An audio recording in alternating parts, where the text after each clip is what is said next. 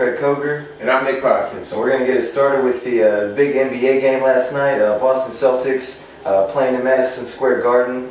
New York Knicks lead most of the game. Celtics come back, take a lead with 0.4 seconds left. Amari Stoudemire hits a three at the buzzer, but it's too late. It doesn't count. What were your thoughts on this game? I thought it was actually a pretty good game overall. I thought you really got to take how good the Knicks are, you know. Amari Stoudemire went off last night.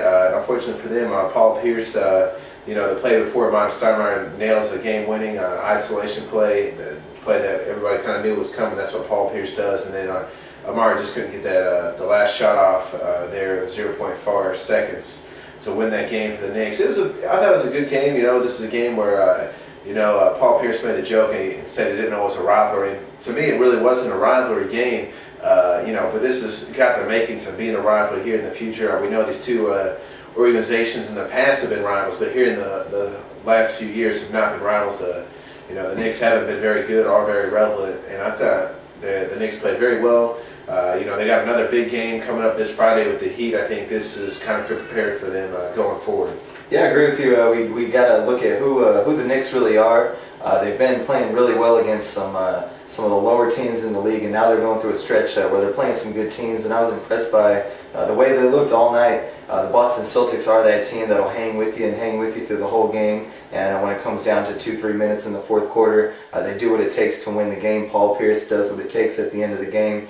He's a money man at the end of the games, and like you said, we all knew Paul Pierce was going to get the ball, get that isolation play. He got Amari Stoudemire matched up on him, which is a good matchup for him. And he just hit it, and 0.4 seconds left. I've been told my whole life it takes 0.7 seconds to catch a ball and shoot it. Their best bet would have been try to lob it up to Stoudemire, have him tip it in. But the Knicks looked good last night, and I'm kind of more excited to see this game with them in the Heat, because by the way they played and the way Felton and Landry Fields have been playing, I think the Knicks can beat the Heat in this game coming up. Yeah, it'll be a tough game. I think one thing we learned is that really, Boston, to me, I just think, I keep saying that I think they're probably one of the elite teams. I know they went to the Eastern Conference Finals, but I think they retooled in the offseason by getting a lot of nicer pieces in there. Shaq didn't even play in this game, and they still missing Kendrick Perkins. So I think that had a lot to do with Amari Stoudemire going off. So this team's still not healthy, but Boston still wins a close one against a pretty good Knicks team that's coming up on the rise here. And moving on, Mark Cuban, owner of the Dallas Mavericks, says he is willing to fund money to sponsor a college football playoff system. Do you think this is a good move by Mark Cuban? You know what? Do something with your buddy Mark, right? I mean, he already tried to own 2 baseball teams. We've seen him fail trying to buy with the Cubs. We've seen him fail trying to buy the Rangers. So he obviously got some extra money. So reading this story, he said that he wants to do something with his money. This is something the nation wants. I know this is something that I'm very passionate about. I want a playoff system in college football. I know that's something that you want as well. If I had some extra, a couple $100 million, maybe I would throw some money towards college football there and try to get a college playoff system as well. When I was reading, he wants 12 to 16 teams. I think that's too many. I think it needs to be about 8 to top 8, maybe 10 at the max. And he said also in this article that he wants, still playoffs, bowl games to go on as well. I think this is a smart move by Mark Cuban trying to get something going here. Yeah, I think this is an excellent move by Mark Cuban. Me, apparently Mark Cuban, and probably most of the nation that watches college football does not like the BCS system. All of us sports fans are tired of it. Maybe you say it's better for the schools, it's better for their sponsorship, but for the people that get the most out of enjoying college football and the sports fans, we hate the BCS. I like it that somebody that's got money, that's going to be hurt, is actually willing to donate the money and trying to do something to get this issue taken care of, because right now the worst thing in sports is the BCS system in college football. Yeah, and it's finally, you're glad to see somebody step up and say, I'm going to try to do something about this for the first time. Moving on, the Vikings' woes continue. First, their Metrodome, their stadium's they're not going to be playing in it again. Monday night game, and it seems no Brett Favre, Tavares Jackson went on the IR. They're going to be playing a rookie quarterback against the Bears' ferocious defense and Joe Webb. What are your thoughts on this one? I think the Bears are going to win this game. I feel bad for the Vikings. It's just been one thing after another for them. A lot of their guys are getting hurt, and their defense just hasn't looked like the defense of last year. Brett Favre, I don't think he comes back the rest of the year. Tavares Jackson, if he's on the IR, I guess this guy Joe Webb is your guy for the final 3 weeks. And I don't know what kind of position this puts the Minnesota Vikings in going into the offseason. Like I've been saying, I think the Minnesota Vikings will be shopping for a quarterback in the offseason this year. Maybe a Donovan Knapp, who knows? I think I don't think Joe Webb's going to be the guy there. I don't really feel bad for Minnesota. They went out and tried to get Brett Favre.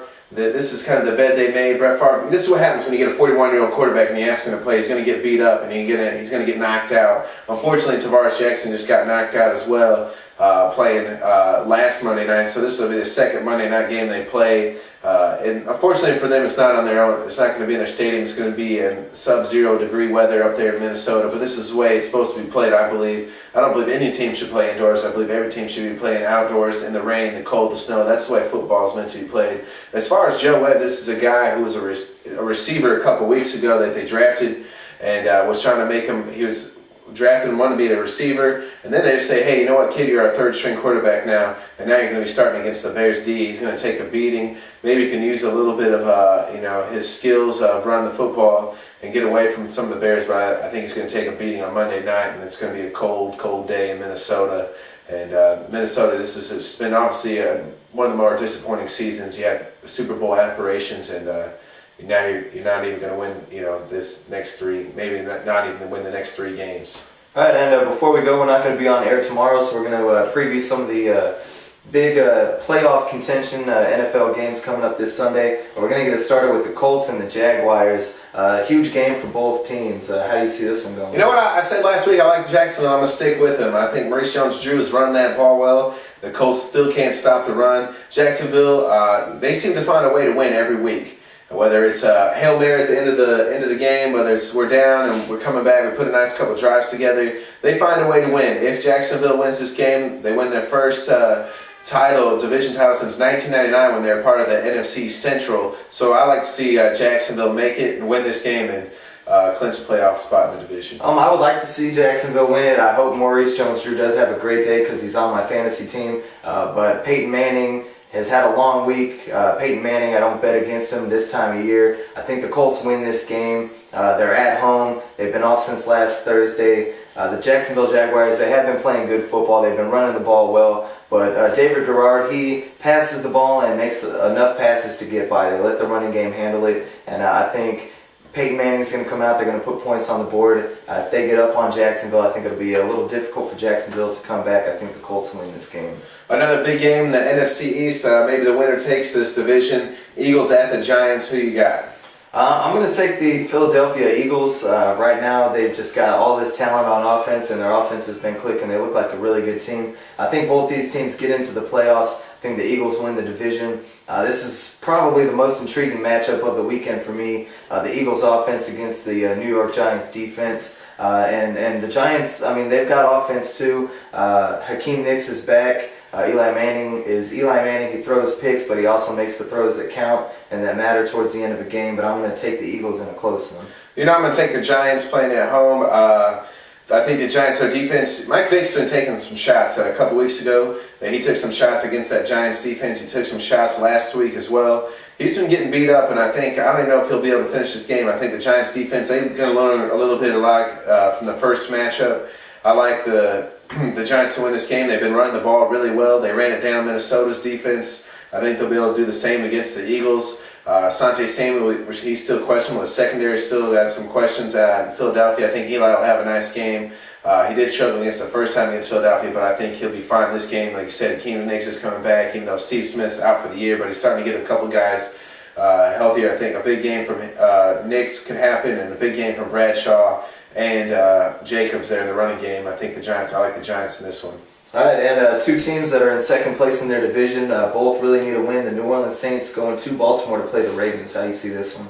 You know what? I like the Saints. They're playing some of the best football going on right now. Drew Brees is putting it together another nice MVP-type season. The Saints are red hot. And I'm just not buying the Ravens' defense after we've seen what happened to them Monday night and the last few games or so where they've been really struggling. And, the Ravens need this one, but so do the Saints. So I'm going to take the Saints. They're playing in New Orleans where they just don't lose. And I'm not betting against Drew Brees here. You know what, I'm going to agree with you. I'm going to say the Saints win this ball game. I'm a little suspect on the Ravens defense, especially in the fourth quarter, and that's when Drew Brees shines. That's when this New Orleans team shines. And they're getting healthy, and they're looking like a team that can get into the playoffs and can defend their Super Bowl title. Right now, the New Orleans Saints, I'm going to say, one of the hottest teams in the league, and the Baltimore Ravens are one of the colder teams in the league right now. They've looked a little shaky the last couple weeks, and I'm going to take New Orleans in this one. All right, to the last game, we got 2 more games to preview. We got the Packers at the Patriots. Who you got in this one? I'm going to take the Patriots at home. Aaron Rodgers might not even play in this game, but even if he does play, I'm going to take the Patriots at home. I'm going to take Tom Brady at home. I don't bet against Tom Brady at home, especially this year. The Patriots look like the best team in the NFL. They've been taking out playoff team after playoff team after playoff team. I consider the Green Bay Packers a playoff team. I think the Patriots win this game. I hope Aaron Rodgers plays because this is a huge game for Green Bay. They need a win, but I think the Patriots win it. If Aaron Rodgers plays, I'm going to go ahead and go on the limb and take Green Bay. I know I've said that Tom Brady's putting MVP up numbers, but this is a must-win for Green Bay to try to get back in the playoff race and make the playoffs. But if he doesn't play, obviously I'm going to go with the Patriots to put it on Green Bay. But I'm going to go ahead and say I think Aaron Rodgers plays. It's a must-win. Looks like he wants to play. I think he's going to get cleared to play, and I think Green Bay is going to go ahead and take this game in a big upset and a must-win game for that team. All right, and moving on to the AFC, the Jets taking on the Steelers. This is a big game for the Jets. They need a win. How do you see it happening? This is a must-win game for the Jets, but I'm still not going to take them there. Mark Sanchez has been struggling against the likes of the Dolphins defense last week. He's been struggling against some mediocre defenses or decent defenses, but he hasn't seen a defense quite like the Steelers. We've seen the Steelers take apart of Carson Palmer. They're very opportunistic. You know, Troy Polamalu always seems to make a big play in games. I like to see the Steelers win this game with that defense. This team's starting to play well on defense and starting to get back the way we thought Pittsburgh was going to be playing. Yeah, I agree with you. I'm going to take the Steelers in this one as well. The Jets, at the beginning of the year, a lot of people picked this team to get to the Super Bowl. They got a lot of good pieces, offensive and defensive, but it comes down in December. You got to have good play out of your quarterback, and right now Mark Sanchez is playing like one of the worst quarterbacks in the league, and he's playing that way against mediocre defenses, like you said. And this week he's got to take on one of the top defenses in the league, and I don't think the Jets put up enough points to outduel the Pittsburgh Steelers. All right, and getting to tonight's game, 2 kind of must-win games, 2 teams that must have a win tonight. 49ers, Chargers. Who you got in this one? I'm going to go with San Diego. San Diego, I pick them almost every week. Half the time they come out there and they kill themselves and they disappoint me. But and the way that the San Francisco 49ers looked last week, I mean, it's hard to bet against them. But right now I'm going to take San Diego. When I went through and picked the rest of my games for the year, I had San Diego making the playoffs. I think they run the table. I'm going to stick with the Chargers, stick with Phillip Rivers, and say San Diego beats the 49ers. Yeah, I like San Diego on this one as well. I don't think the 49ers, if they lose this one and maybe the Rams or somebody else wins, I think their season will be over. I do think the Chargers will win tonight. I expect a big game from Phillip Rivers, who's putting up gaudy numbers this season. It looks like he could be close to breaking some records. I like the Chargers to win in this one. I don't think the 49ers really have much of a chance. All right, that does it for our show today. Don't forget to put all your NFL picks up on our Facebook. Try to beat us, and we'll give you a shout out. This is BnK Sports Talk Show. I'm Craig Koger. And I'm Nick Watkins. Thanks for